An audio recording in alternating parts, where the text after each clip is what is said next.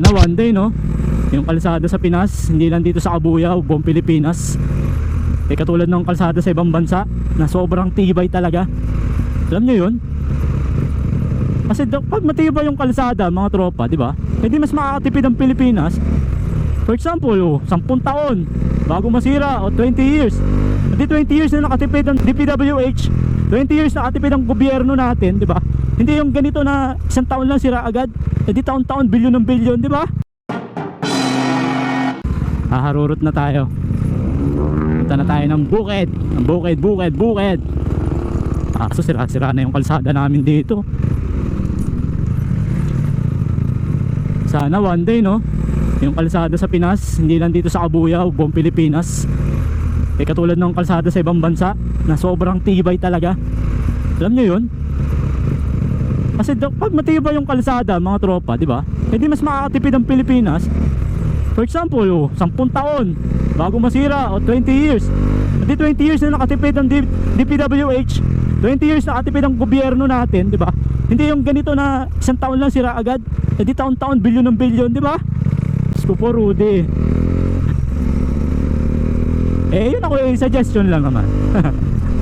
Wala naman tayong kapangyarihan para ipatupad yun Suggestion lang.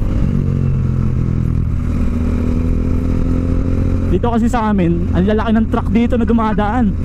Kaya hindi talaga pwede yung kalsada na walang bakal.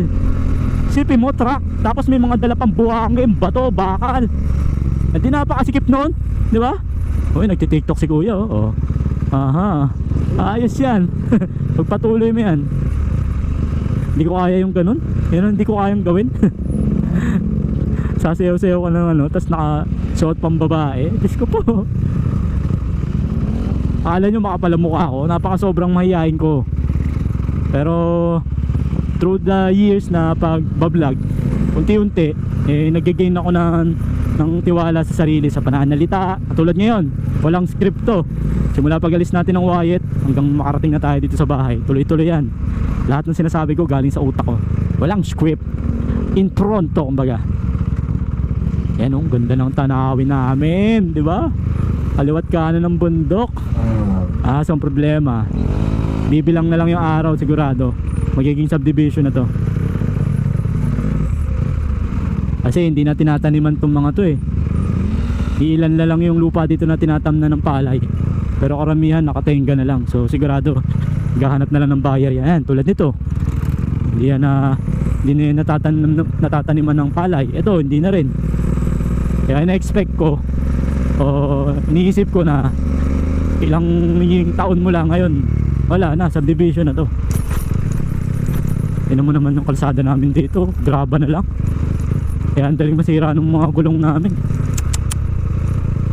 Ay Diyos ko, yan Ay Diyos ko, tignan mo naman. Yung lalim pala nun. Check na yan. Nagulat naman ako nun. Diba? Sana susunod na gagawin yan, sigurado gagawin to ngayong taon o next year, may bakal na para tumagal ng 10 years to 20 years, di ba? Kasi ayon dun sa napanood ko, may isang engineer na nagpaliwanag, sadya daw talaga ng iba walang bakal, pero yung mga walang bakal na yun, yung mga kalsada na hindi dinadaanan na mabibigat na sasakyan tulad ng truck, yun ay mga motor lang, di ba? Maliliit na sasakyan, tricycle, ganun lang yung dumadaan, kaya hindi mo na kailangan ng bakal. Pero kapag yung kalsada dinadaanan ng mabibigat na sasakyan tulad ng truck na may laman pang buhangin, bakal, bato, abay dapat meron talagang bakal yun, mga tropa.